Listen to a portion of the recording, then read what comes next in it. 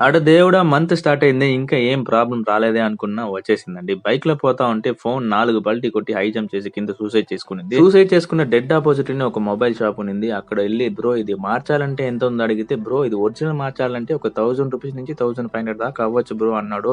అయ్యో బ్రో ప్రామిస్‌గా అంత బడ్జెట్ అంతా లేదంటే డోంట్ వరీ బ్రో నేను మీకు సింపుల్‌గా ఒక సూపర్‌గా ఫెంటాస్టిక్‌గా దీన్ని కవరప్ చేసిస్తానేసి దానిలో మనకి చాలా స్పోర్ట్స్ స్టార్, యాక్టర్స్ అన్ని మోడల్స్‌లో హెచ్‌డి, గ్లిటర్, కలర్స్ ఏదేదో చూపించారు. బట్ నాకు అక్కడ వచ్చేసింది ఆ గ్లిటర్ మోడల్‌లో సూపర్ స్టార్ సూపర్‌గా ఉన్నారు నిజంగానే.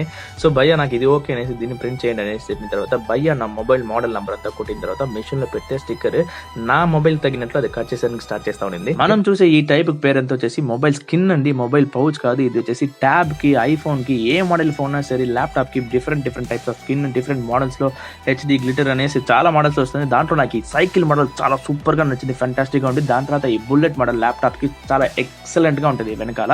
సో ఇలా అంతా చేస్తా ఉండగా మన ప్రింటింగ్ అదంతా అయిపోయింది. అన్న వచ్చేసి ఆ సైడ్ కటింగ్స్ అదంతా తీసుకునేసి ఇంకా నెక్స్ట్ ప్రాసెస్ ఈ కటింగ్ ని మన మొబైల్లో ఫిట్టింగ్ గా పెట్టేదానికి అన్న కష్టపడి బ్లోర్ అంతా చేసి అటాచ్ చేస్తారు. లాస్ట్ గా దాని ఫైనల్ అవుట్పుట్ చూస్తే మహేష్ బాబు గారు వైఫే వచ్చి దృష్టి చేస్తారు. అంత సూపర్ గా ఉండింది. అబ్బా నా మొబైల్ అనుకున్నా.